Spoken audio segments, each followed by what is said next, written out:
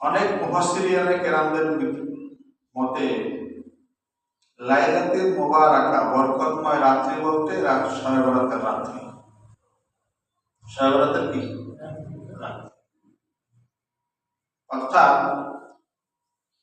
কোরআনে কারীম আল্লাহ নাযিল করেছে শবে বরাতের রাত্রিতে।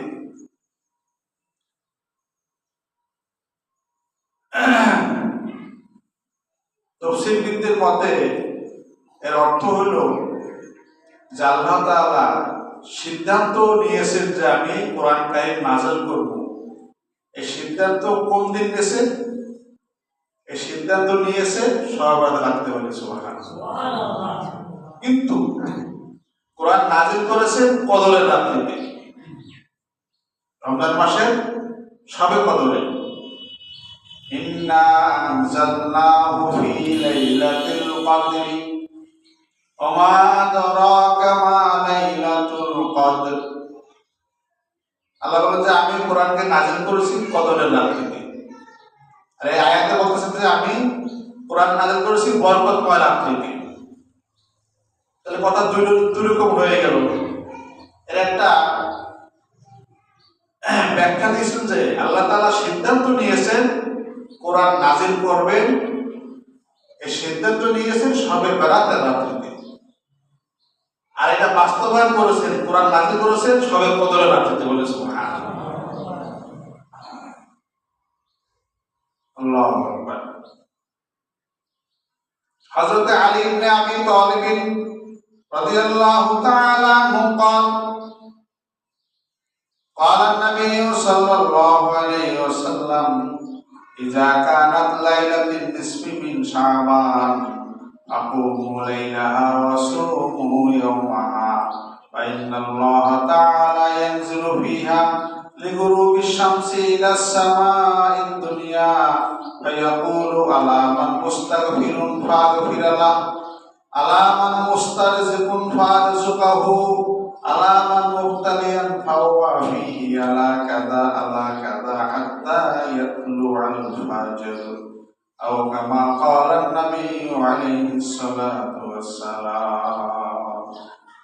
এই হাদিসটি হযরত আলী ইবনে আবি তালিব, হযরত আলী থেকে হাদিসটি বর্ণিত। ইবনে মাজাহ 1388 নম্বর হাদিস। শুআবুল ঈমান সহিহ কিতাব আছে, শুআবুল ঈমান হাদিসের কিতাব 3822 নম্বর হাদিস।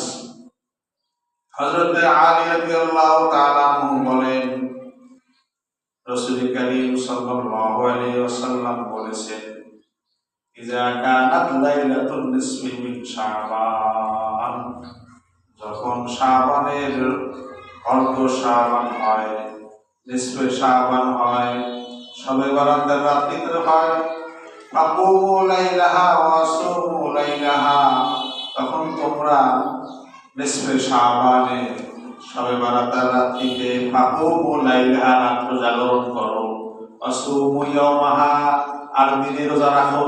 দিনে কি রোজা রাখো আর রাত্রে জাগরণ করো। কেন?